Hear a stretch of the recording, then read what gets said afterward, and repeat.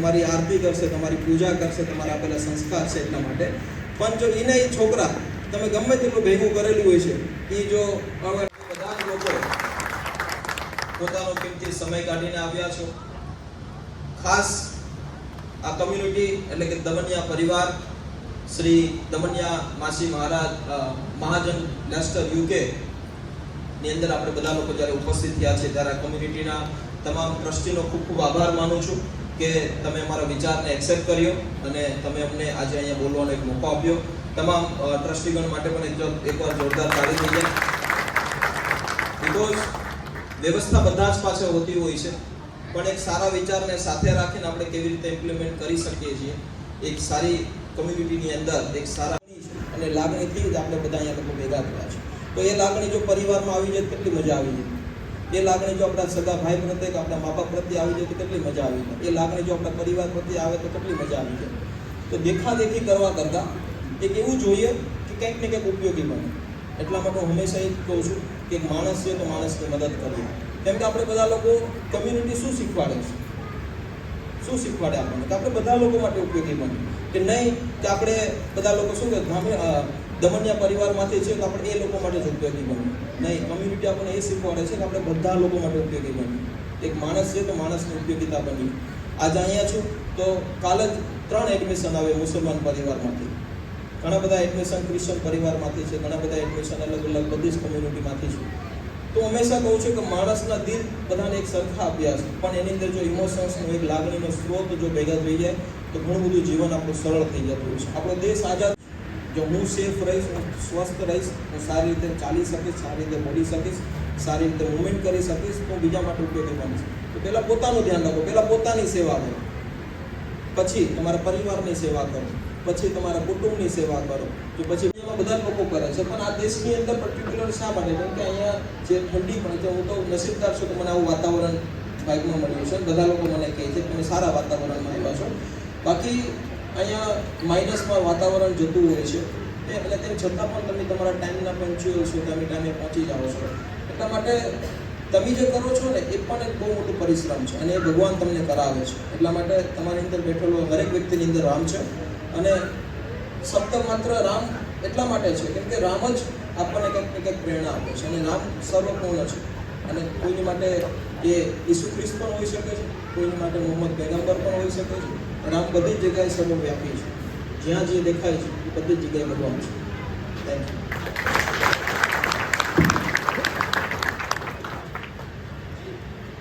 દયા, સબળ સેવા, પ્રેમ અને નિસ્વાર્થ સેવાની જ્યોત જગાવી છે તેવા અનેક સત્કાર્યો લોકોના અંધકારમય જીવનનો પ્રકાશ પાથરી રહ્યા છો. સમાજ પ્રત્યેની તમારી નિષ્ઠા પવિત્ર કાર્ય વંદનીય છે. પ્રભુ તમને અખૂટ શક્તિ આપે તેવી પ્રાર્થના. આપના સત્કાર્યોને કોટી કોટી વંદન.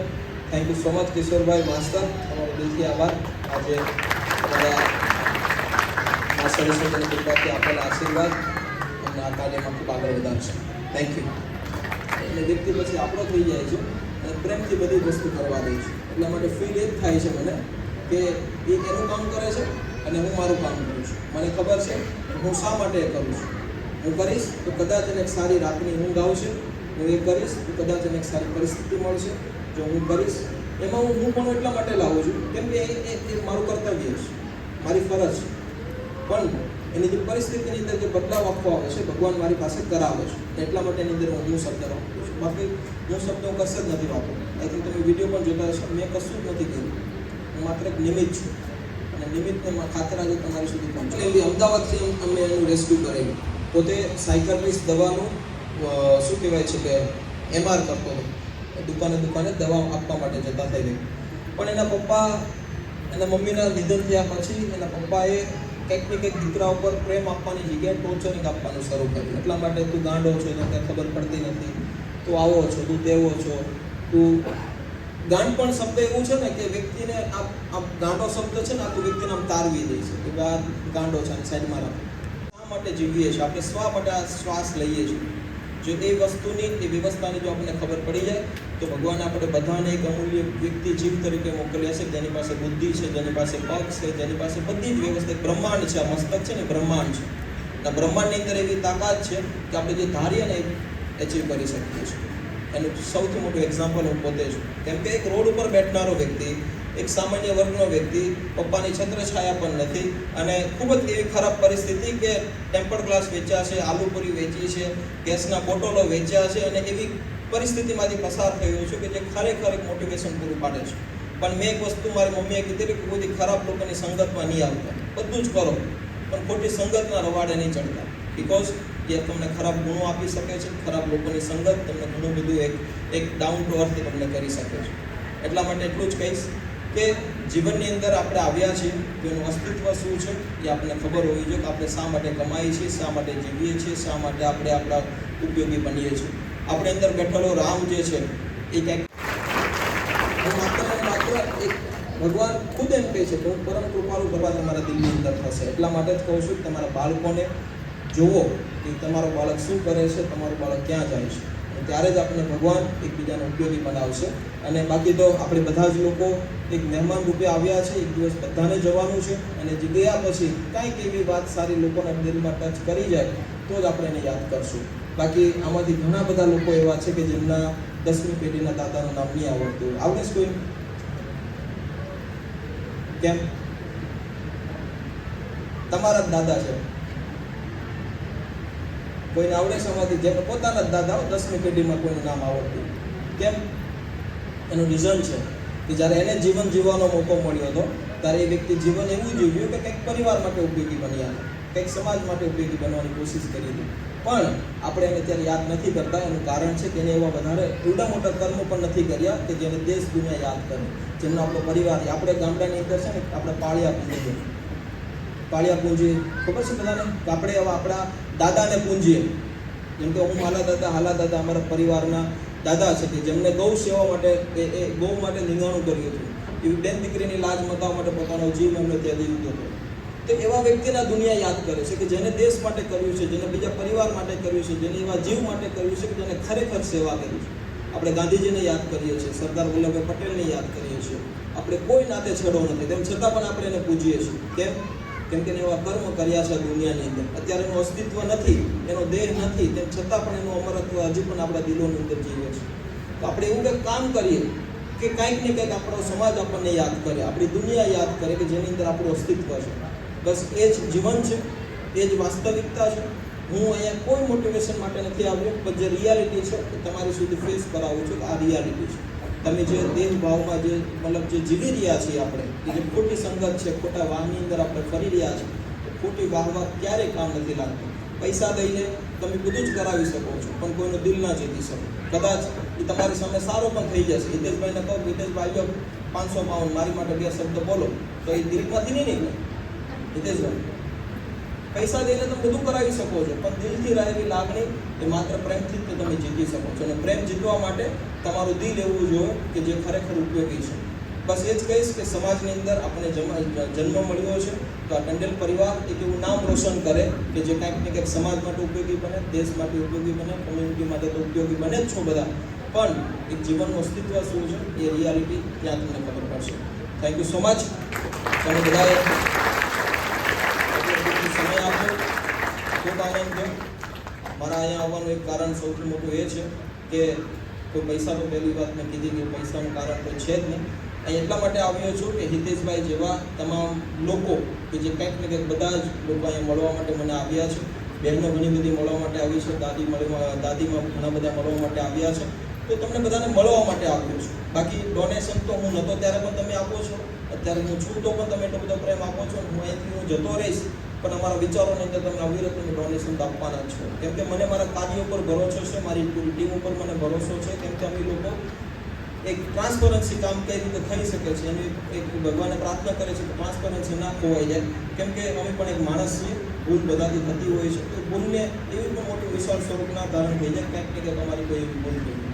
બસ તમને બધાને મળવા માટે જ આવ્યો છું અને આજે આ ગેટ ટુગેધર કંઈક ને કંઈક એકબીજાને ઉપયોગી બનીએ અને એક માણસની વાત માણસ સુધી પહોંચાડીએ એ જ છે.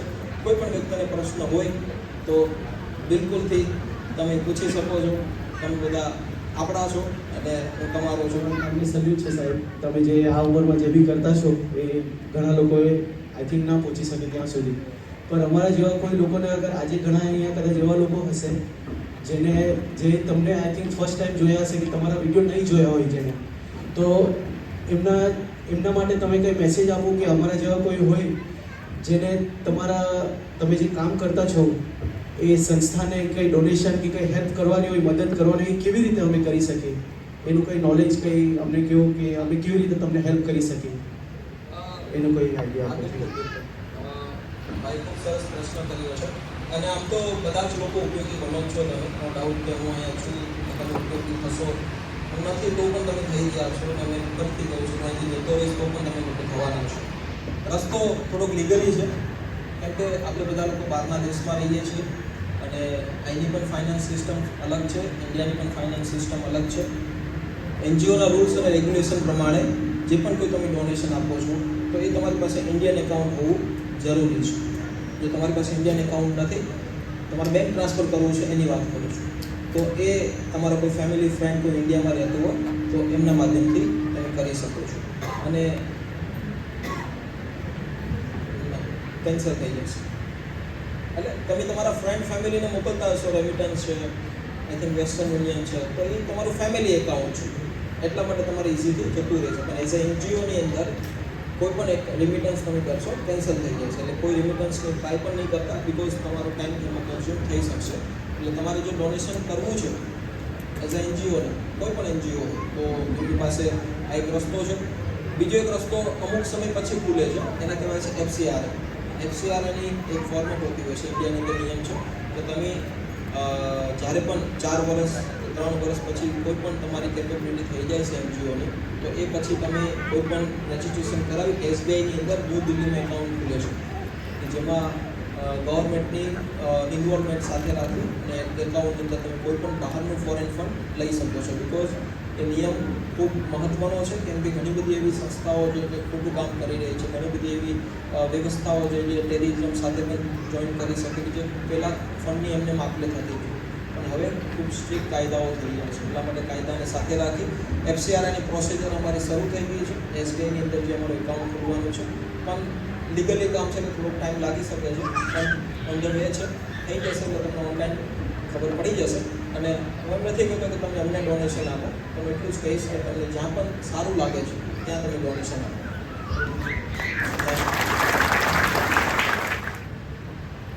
અનિલ માટે એકવાર જોરદાર તાળી, કેમ કે પ્રશ્ન પૂછો ને આ પ્રશ્ન જવાબ આપ્યા પછી કોને પ્રશ્ન અમુક આંગળી ઊંચી થશે. પ્રશ્ન પૂછવો જરૂરી છે, જીવન મળ્યું છે તો પ્રશ્ન થવા જરૂરી છે. મારી સાથે પ્રથમભાઈ છે, પ્રથમભાઈ ત્યાં એ વ્યક્તિને હજી મળ્યો અને 5 દિવસ થયા છે, પણ એ ખુદ એમ કહે છે કે આ વ્યક્તિને તો ખબર નહીં ક્યાંથી આવા પ્રશ્નો ઊભા થાય છે. પ્રશ્ન થવો એક જીવનનું અસ્તિત્વ છે. જો તમને પ્રશ્ન નથી થતા તો કંઈક ને કંઈક તમે જીરો છો. પ્રશ્ન કરજો, જ્યાં મોકો મળે ને પ્રશ્ન પૂછી લેવાનો. સાહેબે ખૂબ સરસ વાત કરી કે આ પ્રેરણા ક્યાંથી મળી તમને. નાની ઉંમર છે પણ પરિસ્થિતિએ ઘણું બધું શીખવાડ્યું છે. બધી જ ગાળામાંથી પસાર થયેલો વ્યક્તિ છું. પપ્પાની છત્રછાયા નાનપણથી ગુમાવી છે. 1 વર્ષનો હતો ત્યારે મારા પપ્પાનું નિધન થયું, અને પપ્પા વગરનું જીવન છે ને દીકરીઓની માટે બિચારા જેવું થયું. બિચારાનો કોઈ નથી. આઈ થિંક બધા લોકો જાણતા જ હશે, બિચારાનો કોઈ નથી. અને એક્ઝેક્ટલી અમે બિચારા જ છીએ, અને બિચારા છીએ એટલા માટે જ એક સારા લોકો સાથે રહી શકીએ છીએ. પપ્પાના ગયા પછી મારો જન્મ અમદાવાદની ચાલીની અંદર થયો છે. આઈ થિંક મેં હમણાં થોડા દિવસો પહેલાં એક વિડીયો મૂક્યો હતો કે મારો જન્મ ક્યાં થયો. અમદાવાદની ચાલીની અંદર ભગવાન નગરની ચાલી છે, ત્યાં થયેલો. પછી અમે લોકો ગામડે મૂવ થયા. મમ્મી બધા લોકો પોતાના કિંમતી સમય કાઢીને આવો છો. ના એ ન કહેતા બધાને ઊભું રહેવાની ચાલવાની ખૂબ હેબિટ છે, બિકોઝ તમે ખૂબ અહીંયા ઊભા કામ કરો છો. થેન્ક યુ સો મચ ફરીથી કે આજે મને ઉપસ્થિત રહેવાનો તમારી વચ્ચે મોકો મળ્યો છે લેસ્ટરની ધરતી ઉપર. ઘણી બધી વાતો કરવી છે. શરૂઆત કરતા પહેલા મારા ગુરુજનોને યાદ કરીશ કે જેને મને આ વિચાર આપ્યો છે. મારા માતા પિતાને યાદ કરીશ કે જેના થકી અહીં સુધી પહોંચ્યો છું. અને તમારો બધાને યાદ કરતા એટલું જ કહીશ કે તમારા લીધે હું અહીં સુધી પહોંચ્યો છું. બિકોઝ હું પણ એક તમારી જેમ એક સામાન્ય વર્ગનો વ્યક્તિ છું, એક સામાન્ય માણસ છું, અને ખૂબ પરિસ્થિતિઓ સાથે લડી હજી પણ લડી રહ્યો છું. અને જીવન જ એક પરિસ્થિતિ સાથે લડવાનું હોતું હોય છે. તો તમને બધાને મળીને ખૂબ મને આનંદ થતો હોય છે. આજ રોજ સોશિયલ મીડિયાના માધ્યમથી આપણે જે કામ કરી રહ્યા છીએ તો ફર્સ્ટ ઓફ ઓલ તો ક્વેશ્ચન એ જ છે મારો, કેટલા લોકો મારા વિડીયો જોવે છે આમાં? ઓલમોસ્ટ તો બધા જ જોતા છો તમે. એમાંથી તમને ઘણું બધું શીખવા, જાણવા અને જોવા મળતું છે. પણ એક નાની એમથી અમે એક ફિલ્મ કહી શકીએ, એક શોર્ટ વિડીયો કહી શકીએ કે જે કાર્ય કરી રહ્યા છીએ. તો વાતની શરૂઆત કરતા પહેલા એક નાનો અમથો વિડીયો અમે બનાવ્યો છે, તો એ તમને થોડું અમથું રિમાઇન્ડર કરાવશે. તો ચોક્કસથી હું કહીશ કે બધા મ્યુઝિક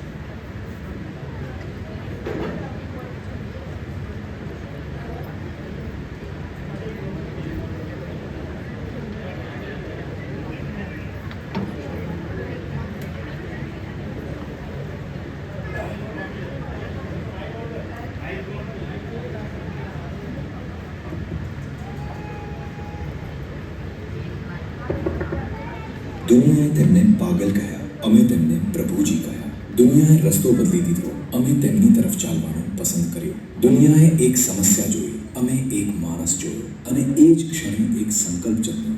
જ્યાં સુધી શ્વાસ છે ત્યાં સુધી કોઈ પણ પ્રભુજી એકલા નહીં રહે. આ દુનિયામાં દરેક માણસને પ્રેમ મળવો જોઈએ, સન્માન મળવું જોઈએ, અને સૌથી અગત્યનું એક નવી શરૂઆત મળવી જોઈએ. પણ ઘણા એવા લોકો છે જેઓના જીવનમાંથી આ ત્રણેય વસ્તુઓ ખોવાઈ ગઈ છે. ન ઘર, ન પરિવાર, ન કોઈ ઓળખ. અને ધીમે ધીમે સમાજ તેમને માત્ર એક જ નામથી ઓળખવા લાગે છે, પાગલ. પરંતુ જો કોઈની માનસિક સ્થિતિ ખરાબ હોય તો શું તે પોતાની માનવતા પણ ગુમાવી દે છે? શું તેને પ્રેમનો અધિકાર નથી? શું તેને સન્માનથી જીવવાનો અધિકાર નથી? અમારા માટે જવાબ હંમેશા એક જ રહ્યો, ના. કારણ કે અમારા માટે તેઓ પાગલ નથી, તેઓ પ્રભુજી છે. આ જ વિચાર સાથે 22 ઓગસ્ટ 2023ના રોજ પોપટભાઈ ચેરિટેબલ ફાઉન્ડેશન દ્વારા સોશિયલ મીડિયા આશ્રમની શરૂઆત થઈ. શરૂઆત નાની હતી, પરંતુ સંકલ્પ ખૂબ મોટો હતો.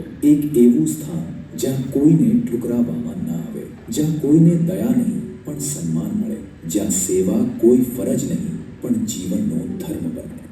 આજે આ સંકલ્પ હજારો જીવનો સુધી પહોંચી ગયો છે. 1000થી વધુ પ્રભુજી સુધી સેવા પહોંચાડી શક્યા છીએ. અને સૌથી મોટી ખુશીની વાત, 350થી વધુ પ્રભુજીને તેમના પરિવાર સાથે ફરી મળાવી, ઘર વાપસી કરાવી શક્યા છીએ. કેટલાક વર્ષો પછી કોઈ માતાએ પોતાના દીકરાને ફરી ભેટ્યો, કોઈ ભાઈએ પોતાના ભાઈને ઓળખ્યો, કોઈ પરિવાર ફરી પૂર્ણ થયો. ક્યારેક સૌથી મોટો ચમત્કાર દવા નથી કરતી, પ્રેમ કરે છે. આ આશ્રમ માત્ર રહેવાની જગ્યા નથી, આ એક નવું જીવન શરૂ કરવાની જગ્યા છે. અહીં પ્રભુજીને મળે છે સ્વચ્છ કપડાં, પૌષ્ટિક ભોજન, રહેવાની સુરક્ષિત વ્યવસ્થા, નિયમિત સારવાર, દવાઓ, સ્નાન, સ્નેહ અને સૌથી મહત્વનું માન સન્માન. કારણ કે સારવાર શરીરની જ નહીં, આત્માની પણ જરૂરી હોય છે. પણ અમારી સેવા અહીં અટકતી નથી. ગૌશાળામાં ગૌ સેવા, જરૂરિયાતમંદ પરિવારો સુધી અન્ન સેવા, રોજગાર દ્વારા આત્મનિર્ભરતા અને અનેક એવા પ્રયાસો જેનો એક જ હેતુ છે, કોઈ પણ માણસને એકલો ન છોડવો. આશ્રમમાં 800 લોકો સુધી રહેવાની સુવિધા ઉપલબ્ધ છે. પણ અમારું સપનું માત્ર મોટી ઇમારતો બનાવવાનું નથી, અમારું સપનું છે મોટું પરિવાર બનાવવાનું. એક એવું પરિવાર જ્યાં દરેક પ્રભુજીને લાગે હું એકલો નથી. આવનારા સમયમાં 51 દીકરીઓના સર્વજ્ઞાતિ સમૂહ લગ્ન, જેથી આર્થિક રીતે નબળા પરિવારોની દીકરીઓને સન્માનપૂર્વક નવા જીવનની શરૂઆત મળી શકે. અને અમારું સૌથી મોટું સ્વપ્ન, એક અત્યાધુનિક હોસ્પિટલ જ્યાં સાયકાઇટ્રિસ્ટ હોય, સુપર સ્પેશિયલિસ્ટ ડૉક્ટર્સ હોય અને માનસિક તેમજ શારીરિક રીતે પીડિત દરેક વ્યક્તિને એક જ જગ્યાએ શ્રેષ્ઠ સારવાર મળી શકે. કારણ કે કોઈ પણ માણસ માત્ર બીમાર નથી હોતો, તે કોઈનો દીકરો હોય છે, કોઈની દીકરી હોય છે, કોઈનો પિતા, કોઈની માતા અને સૌથી પહેલાં ભગવાનનું સંતાન. આ માત્ર એક આશ્રમ નથી, આ માત્ર એક ઇમારત નથી, આ માત્ર એક સેવા પ્રોજેક્ટ નથી, આ એક વિચાર છે, એક વિશ્વાસ છે, એક પરિવાર છે. એક એવી જગ્યા જ્યાં કોઈને તેના ભૂતકાળથી ઓળખવામાં નથી આવતું, પણ તેની નવી શરૂઆતથી ઓળખવામાં આવે છે. જો તમે પણ માનો છો કે દરેક માણસને સન્માનથી જીવવાનો અધિકાર છે, જો તમે પણ માનો છો કે સમાજમાં કોઈ પણ પ્રભુજી એકલા ન રહે, તો આ સફરમાં જોડાઓ. તમારો સમય, તમારો સહયોગ, તમારો પ્રેમ કોઈના આખા જીવનને બદલાવી શકે છે. સોશિયલ મીડિયા આશ્રમ, જ્યાં સેવા જ સૌથી મોટો ધર્મ છે અને દરેક પ્રભુજી આપણા પોતાના છે. દુનિયાએ તેમને પાગલ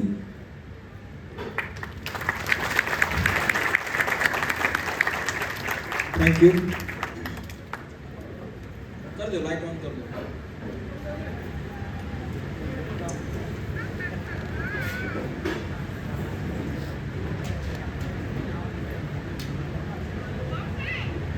બસ આ જ વાત છે અને આ જ વિચાર છે કે એક માણસ છીએ, માણસની મદદ કરીએ છીએ. આ એક પંખો એક થેન્ક યુ. આજે કંઈક ને કંઈક ખાસ કરીને આપણે જે જન્મભૂમિમાંથી આવીએ છીએ, જ્યાં ખરેખર જરૂરિયાત છે, જ્યાં ખરેખર એવા લોકો પીડાઈ રહ્યા છે કે જ્યાં ખરેખર એક માણસની નીતિને ખાतिर આ ભાગદોડ ભરી જિંદગીમાં વ્યક્તિ પોતાના વ્યક્તિને પણ પૂછવાનું ભૂલી જતું હોય છે. આપણે બધા લોકો આમ તો ખુશનસીબ પણ કહી શકીએ અને બેડ લક પણ કહી શકીએ કે આપણા દેશને છોડીને અહીં કામ કરવા માટે આવવું પડે છે. આ તમારી બધાની એક કર્મભૂમિ છે અને એઝ એ યાત્રી તરીકે હું એક યાત્રુ છું. 10-15 દિવસમાં જતો રહીશ પાછો, પણ તમે બધા લોકો આ કર્મભૂમિની અંદર કામ કરવા માટે આવ્યા છો. પોતાનો સમય, પોતાનો પરિવાર, પોતાના મા બાપ બધું જ છોડીને આજે તમે એટલા બધા ડેડિકેટેડ બન્યા છો કે જ્યાં તમે પણ તમારા પોતાનું ધ્યાન રાખો છો, તમારા પરિવારનું ધ્યાન રાખો છો, તમારી આજુબાજુમાં રહેલા લોકોનું ધ્યાન રાખો છો અને દેશના રહેલા તમામ એવી પીડાઓનું પણ તમે ધ્યાન રાખો છો. અહીંયા કાર્ય તો આપણું 2019થી શરૂ થયેલું છે અને મારે 2026માં આ મહિનાની અંદર આવવાનો મોકો મળ્યો છે. ત્યારે હું એમ નથી કહેતો કે કોઈ ડોનેશન પર્પઝ છે અથવા કોઈ ફાઇનાન્શિયલી માટે અમે અહીંયા આવવાની એક અમને મોકો મળ્યો છે, પણ હું એટલું જ કહીશ કે હું નહોતો ત્યારે પણ અમારું કાર્ય તમારા લોકો સુધી પહોંચતું હતું. અહીંયા એવા ઘણા બધા એવા સપોર્ટરો બેઠા છે, ઓલમોસ્ટ બધા જ લોકો કે જે માત્ર વિચારો સાથે જોડાણા છે. જરૂરી નથી કે મારી ઉપસ્થિતિ અથવા મારા પૂરા ટીમની ઉપસ્થિતિ કે તમને ફાઇનાન્શિયલી માટે હું તમને કહી શકું, પણ અમને એ વાતનો ગર્વ છે કે અમે નહોતા તેમ છતાં પણ તમારું અસ્તિત્વ, તમારું ફાઇનાન્શિયલી સપોર્ટ અમને ખૂબ જ મળ્યો છે અને અત્યારે છીએ તેમ છતાં પણ મળી રહ્યો છે અને કદાચ ભવિષ્યમાં નહીં આવે તેમ છતાં પણ અમને ભરોસો છે કે તમારો અવિરત સપોર્ટ અમને મળતો રહ્યો છે. એનું માત્ર ને માત્ર કારણ છે કે તમારા અને અમારા વિચારો કંઈક મળી રહ્યા છે. હિતેશભાઈ ટંડેલ કે જે આ કમ્યુનિટી સાથે ઘણા ટાઈમથી વર્ક કરી રહ્યા છે, એ અમને 2021-22 સમથિંગ 2021માં અમને વડોદરા મળ્યા હતા. એક એવી દીકરીના ઘરની પરિસ્થિતિ અમે એક વિડીયો બનાવ્યો હતો અને એ ઇન્ડિયાના પ્રવાસ પર હતા, તો વડોદરા સ્પેશિયલ આવ્યા, ખૂબ સપોર્ટ કર્યો અને ખૂબ સારી રીતે એક ઘરની અંદર એ ઉપયોગી બન્યા. વાત એ છે કે અમે નથી તેમ છતાં પણ તમારું અસ્તિત્વ છે, અમે અત્યારે હાજર છીએ તેમ છતાં પણ તમારો પ્રેમ છે અને કદાચ ભવિષ્યમાં નહીં હોઈએ તો અમને પૂરો ભરોસો છે ભગવાન ઉપર કે તમારું અસ્તિત્વ અવિરત તમે ટકાવી રાખો છો.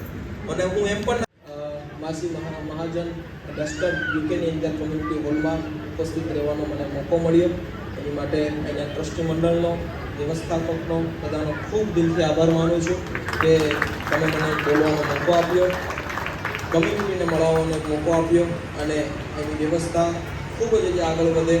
લેસ્ટરની અંદર નહીં પણ દરેક જગ્યાએ તમારી આ વ્યવસ્થા જળવાય, તમારી કમ્યુનિટીની અંદર એક પાવર આવે એ બધાની પ્રાર્થના કરીશ. થેન્ક યુ ફરીથી અગેન. ખૂબ આગળ વધો, ખૂબ મહેનત કરો અને તબિયત ધ્યાન રાખો.